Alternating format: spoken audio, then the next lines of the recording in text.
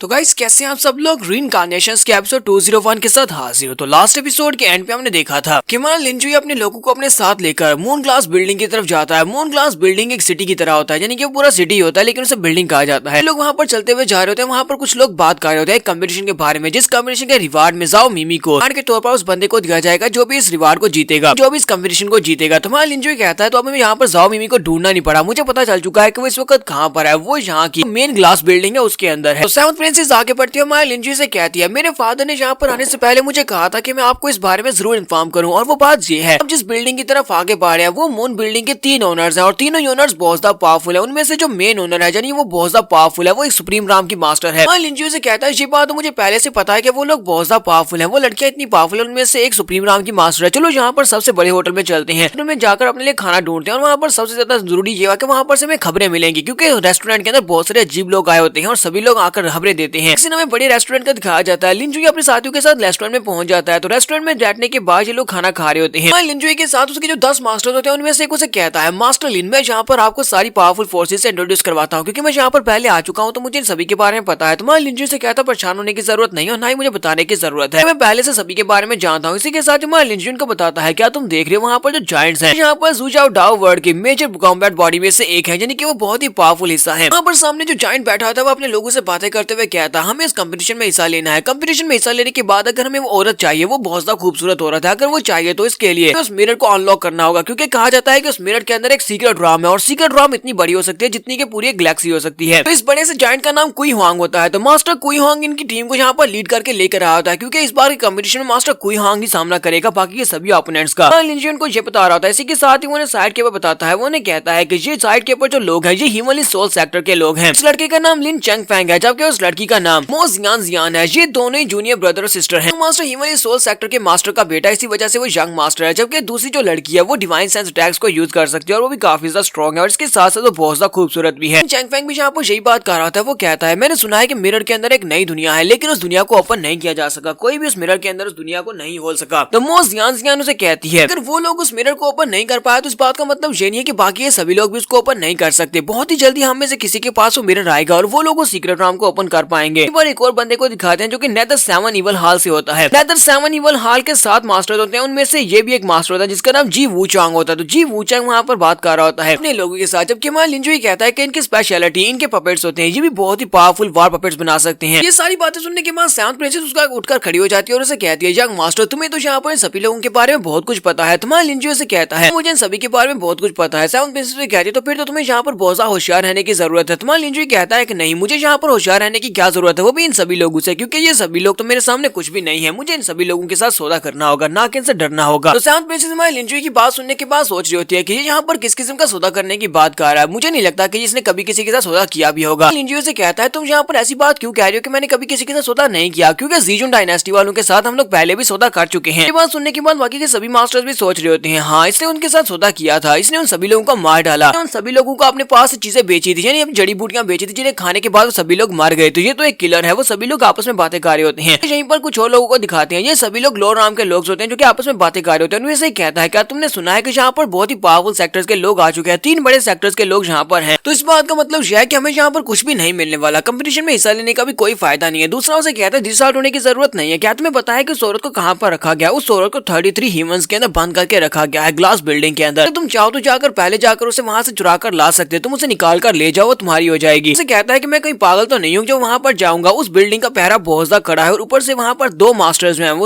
उसको पहरा देती हैं, वो बहुत ज्यादा पावरफुल मास्टर्स हैं। लिंजुई की बातें सुन रहा था। लिंजुई यहाँ पर इन्फॉर्मेशन लेने के लिए तो आया था। लिंजुई कहता है जाओ मिमी का पता चल चुका है कि वो कहाँ पर है, वो इस वक्त 33rd हेवन में है। लगता है रात के वक्त वहां पर जाना पड़ेगा। नेक्स्ट में रात के वक्त का दिखाया जाता है। रात के वक्त वहां लिंजुई काले कपड़े पहनता है, मास्क उसने वही पहना होता है। काले कपड़े पहनने के बाद वो 33 हेवंस के बाहर पहुंच जाता है और कहता है यहाँ पर 33 हेवन के बाहर बहुत ही पावरफुल किलिंग फॉर्मेशंस हैं, इतनी पावरफुल फॉर्मेशंस हैं कि ये हमारे डिवाइन सेंस को भी कट ऑफ कर सकते हैं, जिसकी वजह से हम लोग डायरेक्टली इसके अंदर नहीं जा सकते। लिंजुई कहता है तो मेरी जाओ मिमी यहाँ पर है, इस बिल्डिंग के अंदर से कैद किया गया है। इसी के साथ ही वहाँ पर बिल्डिंग की सेकंड ओनर वहाँ पर पहुंच जाती है। आने के बाद उसे कहती है योर एक्सीलेंसी, तुम्हारी हिम्मत कैसी भी यहाँ पर आने की, अब जबकि तुम यहाँ पर आ ही गए हो तो तुम यहाँ पर से मून बिल्डिंग से वापस नहीं जा सकते, तुम्हें यहाँ पर से ऐसे वापस तो नहीं जाने देंगे। इसी के साथ ही अपनी पावर्स को रिलीज करते हुए हमारे लिंजुई के ऊपर अटैक करने लगी है। उसका नाम लू जैंकिंग होता है, जो कि इस मून ग्लास बिल्डिंग की सेकंड ओनर है और ये काफी पावरफुल लड़की होती है। तो अपनी पावर्स को रिलीज करते हुए लिंजुई के ऊपर अटैक करती है। तो लिंजुई वहीं पर खड़े खड़े अपने हाथ को सामने करते करते हुए अपने पास ड्रैगन ज़ूलोंग को रिलीज करता है। ड्रैगन ज़ूलोंग उसके अटैक को वहाँ पर ब्लॉक कर लेता है। ठीक है, साथ ही जैन किंग अपनी पावर्स को रिलीज करते हुए साइड के ऊपर से आइस क्रिस्टल के साथ हमारे लिंजुई के ऊपर अटैक करती है। लिंजुई वहीं पर अपने याक्शा को रिलीज करता है, याक्शा के साथ उसके आइस क्रिस्टल्स को वहाँ पर ब्लॉक कर लेता है। ब्लॉक करने के बाद साथ ही वो जंप करते हुए 33 ह्यूमन वाली उस फॉर्मेशन के अंदर चला जाता है और उसको पार करते हुए अंदर चला जाता है। जैसे ही वो वहाँ पर अंदर कदम रखता है उसी के साथ उसके सामने दिखाई देता है और मिरर के पास से उसे काफी सारी फायर दिखाई दे रही होती है, जो कि 7 कलर वाली फायर होती है। तो हमारा लिंजुई कहता है जी तो वाकई में मेरा हिमनली मिरर है। साथ ही वो कहता है मिरर यहाँ पर पार्शली रिपेयर हो चुका है, क्योंकि लास्ट टाइम की फायर के बाद ये काफी बुरी तरह से टूटा था, जिसकी वजह से इस मिरर को अपने आप को रिकवर करने के लिए थोड़ा सा टाइम चाहिए था। इसने अपने आप को काफी हद तक रिकवर कर लिया। और यहाँ पर जो 9 कलर वाली जो फ्लेम्स हैं ये मुझे लगता है कि बीस्ट टैग के अंदर से निकल रही हैं। बीस्ट टैग के अंदर से तो काफी ज्यादा पावरफुल फोर्जिंग फायर निकल रही है, जो काफी ज्यादा स्पेशल फायर भी लगती है। तो वो कहता है चलो फिलहाल के लिए छोड़ते हैं और इसे फिक्स करने के बाद यहाँ से लेकर निकलते हैं। इसके साथ एक लड़की वहाँ पर अपीयर होती है जो कि तीसरी मास्टर होती है। वो इस बाइलो बिल्डिंग की तीसरी मास्टर जिसका नाम होंग होता है। अपनी पावर्स को रिलीज करते हमारे लिंजुई के सामने आकर खड़ी हो जाती है। तो हमारे लिंजुई उसकी तरफ देखने के बाद कहता है, हमारे लिंजुई कहता है तो यहाँ पर किंग कॉन्ग बार्बी भी पहुंच चुकी है, जो कि इस बिल्डिंग की तीसरी ओनर है। तो इसी के साथ ही वहाँ पर पीछे से सेकंड ओनर भी पहुंच जाती है। वो अपनी पावर्स को रिलीज करते हुए उसके ऊपर अटैक करते हुए कहती है, सेकंड सिस्टर मुझे नहीं लगता कि तुम इसका मुकाबला कर पाओगी, दोनों को मिलकर इसके ऊपर अटैक करना होगा क्योंकि ये बहुत ज्यादा पावरफुल है। किंग कॉन्ग बार्बी भी अपनी पावर्स को रिलीज करते हुए सामने की तरफ पंच बनाकर रिलीज करती है, जबकि दूसरी तरफ से आइस क्रिस्टल्स नीचे की तरफ गिरे होते हैं। हमारा लिंजुई वहीं पर खड़े खड़े अपने पास ड्रैगन ज़ूलोंग को रिलीज करता है। लिंजुई उनसे कहता है अब मैं यहाँ पर तुम लोगों को कैंडल ड्रैगन की पावर्स दिखाने वाला हूँ। तो वहीं पर अपने ड्रैगन की पावर्स को रिलीज करता है। ड्रैगन को रिलीज करने के बाद जब उनके ऊपर अटैक करता है, सेकंड ओनर जो होती है वो पीछे की तरफ गिर जाती है। वो कहती है ये बंदा तो सिर्फ और सिर्फ एम्परर किंग राम है, लेकिन इसकी पावर्स इतनी ज्यादा कैसे हो सकती हैं? पावरफुल मॉन्स्टर फैंटम इसने कैसे रिलीज कर दिया? तो बार्बी भी पीछे की तरफ गिर रही होती है और कहती है